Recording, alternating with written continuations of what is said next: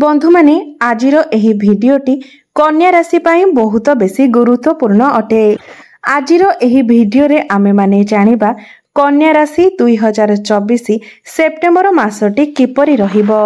कन्या राशि मासिक राशिफल उपरे आलोचना करिबा। कन्या राशि व्यक्ति विशेष मानक पाई सेप्टेम्बर मासटी किपरि रहिबो संपूर्ण भाबरे आमे सेही विषय रे आलोचना करिबा।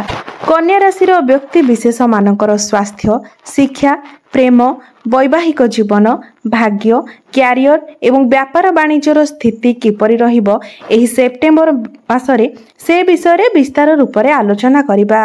नवग्रहंकर स्थिति मध्य देखिबा। नवग्रह केउ प्रकार फल देबारे सक्षम हेबे। शेषरे अशुभत्व प्रदान करुथिबा ग्रह मानक पाई किछि विशेष प्रतिकार विषय रे मध्य जानिबा। सेथिपाई भिडियोटी को स्किप न करी शेष पर्यंत निश्चय देखंतु। तेबे आसंतु आरंभ करिबा एही कार्यक्रमटी को जहाकी जन्म राशि एवं चंद्र राशि उपरे आधारित अटे। सेप्टेम्बर मास आरंभ रे कन्या राशि रे नवग्रहंकर स्थिति किपरि रहिबो से विषय रे सर्वप्रथमे जानिबा। तेबे एहा पूर्वरु जदि आपणकर कन्या राशि होई थाए तेबे भिडियोटी को लाइक करी चैनल टी को सब्सक्राइब करि दियंतु एवं कमेंट बॉक्स रे जय श्री जगन्नाथ निश्चय लिखंतु। तेबे बंधु माने राशि चक्रर षष्ठ राशि हेउछि कन्या राशि।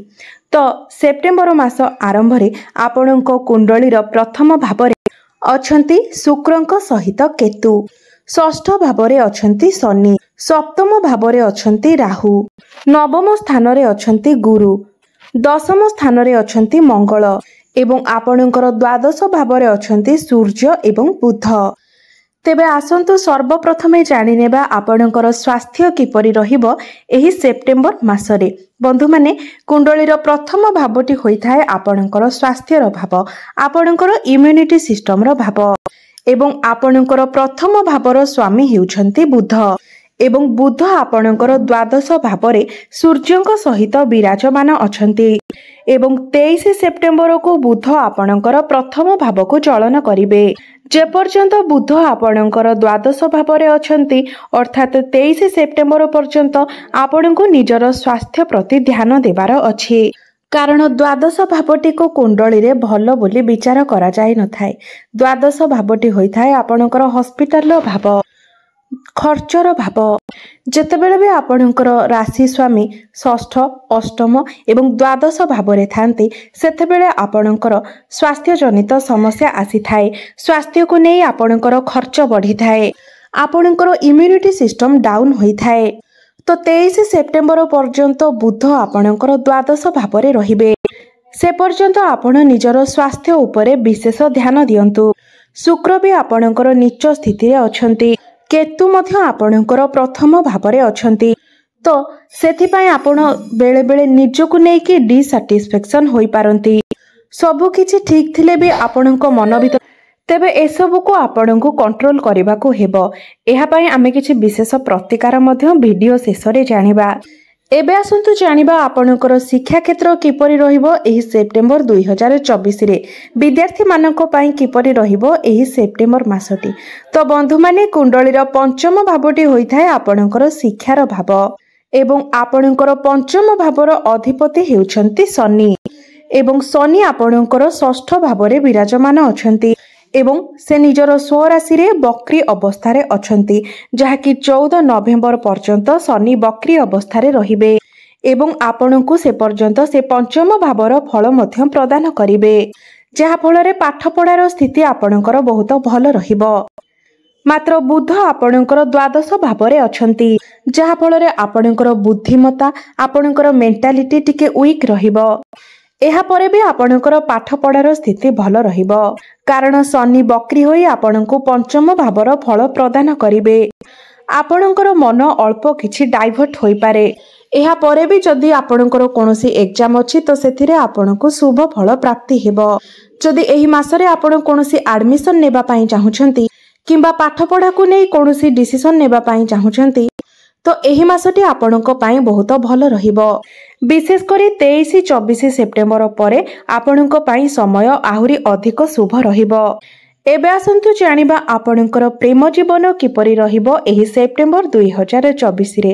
तो बंधु माने कुंडलीर पंचम भावटी आपणकर शिक्षार भाव हेबा सहित पंचम भावटी मध्य होइथाय आपणकर प्रेम जीवनर भाव, आपणकर संतानर भाव एवं आपणकर पंचम भावर अधिपति हेउछन्ति शनि, जे कि आपणकर षष्ठ भावरे विराजमान अछन्ति एवं शुक्र मध्य आपणकर प्रथम भावरे नीच अवस्थारे अछन्ति।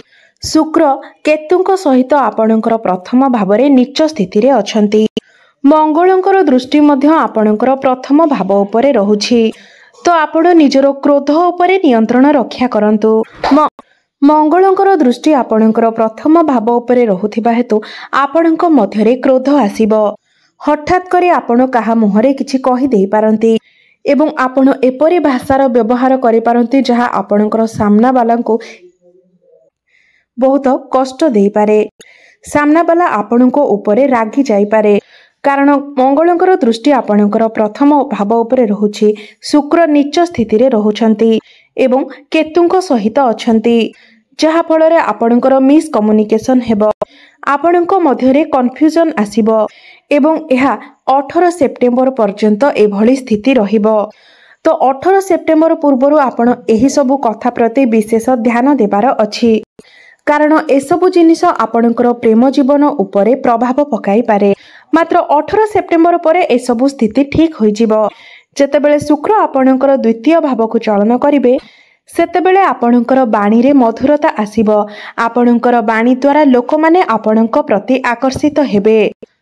आपण मुहरे किछि कहिबा पूर्वरु आपणक आखि कथा कहिबो एवं ताहा द्वारा मध्य लोक आपणक आडको आकर्षित हेबे।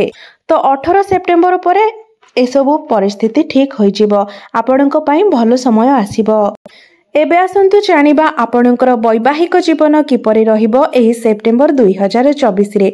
तो बंधु माने कुंडलीर सप्तम भावटी होइथाय आपणकर वैवाहिक जीवनर भाव, आपणक जीवन साथीर भाव एवं आपणकर सप्तम भावरे विराजमान अछंती राहु।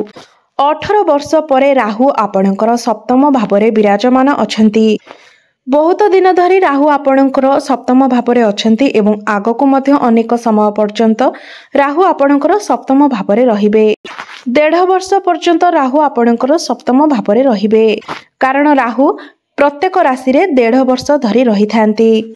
राहु आपणकर सप्तम भावरे रही आपणकर वैवाहिक जीवन रे कन्फ्यूजन सृष्टि करूछंती। छोट छोट कथा को नेकी आपणक मध्यरे आर्गुमेंट हेबो। मात्र गुरु आपणकर नवम स्थान रे अछंती एवं गुरु संपूर्ण चेष्टा करूछंती आपणकर वैवाहिक जीवन को ठीक ठाक रखिबा पाई।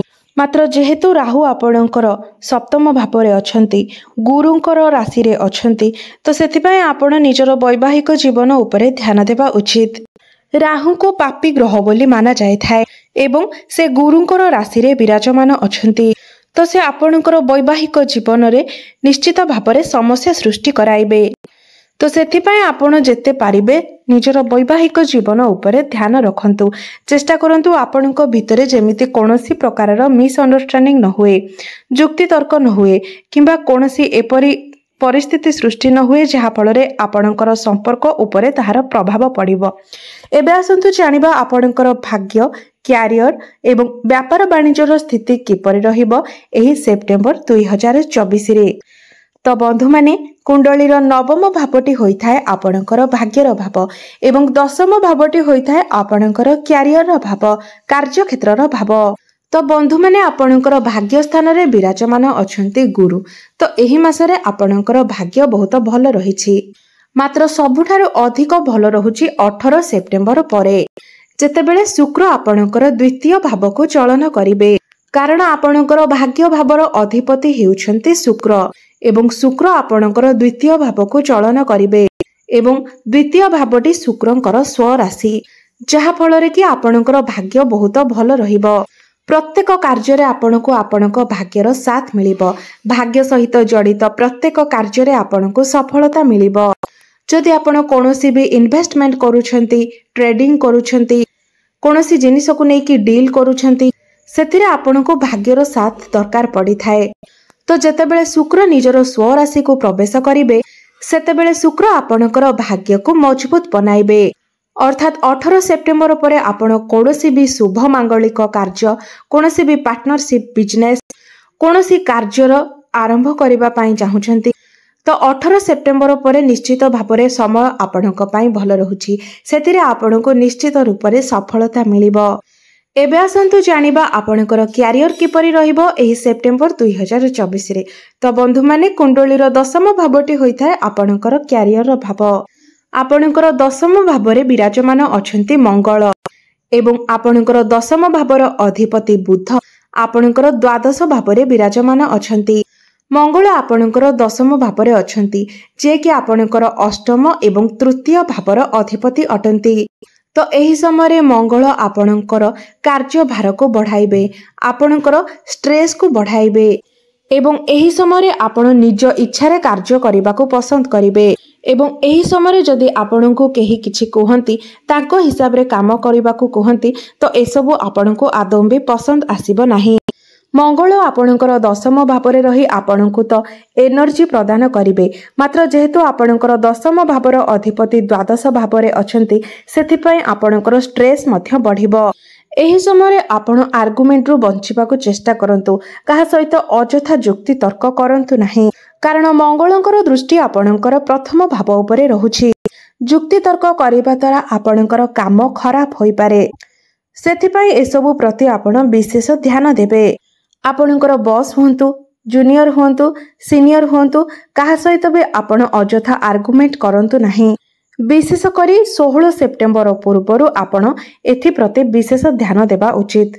जो मानक पाखरे कोनोसी चाकरी नाही 23 सेप्टेम्बर पर सेमानकु चाकरी मिलबार मध्य जोग सृष्टि हेउछि कारण बुध आपणकर प्रथम भाव को चलन करिवे एवं उच्च स्थिति रे रहिबे। तो 23 सेप्टेम्बर पर चाकरी को नेकी आपणक पई बहुत भल समय रहिबो। एबे आसंतु जानिबा आपणकर व्यापार वाणिज्यर स्थिति किपरि रहिबो एही सेप्टेम्बर 2024 रे। तो सप्तम भावटी होइथाय आपणकर व्यापार वाणिज्यर भाव एवं आपणकर सप्तम भाव रे विराजमान अछंती राहु। आपणकर व्यापार वाणिज्य खर्च टिके अधिक होई पारे आपणकर व्यापार वाणिज्य बहुत भल रहिबो मात्र 20 सेप्टेम्बर परे जेतेबेले बुध 23 सेप्टेम्बर को आपणकर प्रथम भाव को चलन करिवे ता पूर्वरु ही आपणकर व्यापार वाणिज्यर स्थिति ठीक होई जिवो। मासर आरंभ रे आपणकर व्यापार वाणिज्य किछिटा उत्थान पतन देखा देई पारे मात्र 20 सेप्टेम्बर परे आपणकर व्यापार वाणिज्य वृद्धि हेबो उन्नति हेबो आपण फाइनेंशियली स्ट्रांग हेबे। एबे आसंतु जानिबा किछि विशेष प्रतिकार विषय जो प्रतिकार गुड़िक करबा द्वारा आपणक ऊपर को आसुथिबा अशुभत्व गुड़िकर खंडन होई पारिबो। तो जेहेतु आपणकर सप्तम भाव रे राहु अछंती तो सेथिपई प्रत्येक दिन आपण पक्षी माननकु किछि खाइबाकू दियंतु पानी पीबाकू दियंतु गुरुंकर बीज मंत्र प्रत्येक दिन जप करंतु ओम ग्राम ग्रीम ग्रोम सह गुरवे नमः एही मंत्र को आपण प्रत्येक दिन 108 थर जप करंतु। बुद्धंकर बीज मंत्र मध्य आपण प्रत्येक दिन जप करंतु ओम ब्राम ब्रिंग ब्रोंग सह बुद्धाय नमः एही मंत्र को प्रत्येक दिन 108 थर जप करंतु एवं प्रत्येक दिन हनुमान चालीसार पाठ करंतु। तो बंधु माने आपण मानकर जीवन मंगलमय हो एहा ही ईश्वरंक निकटरे मोर प्रार्थना। धन्यवाद।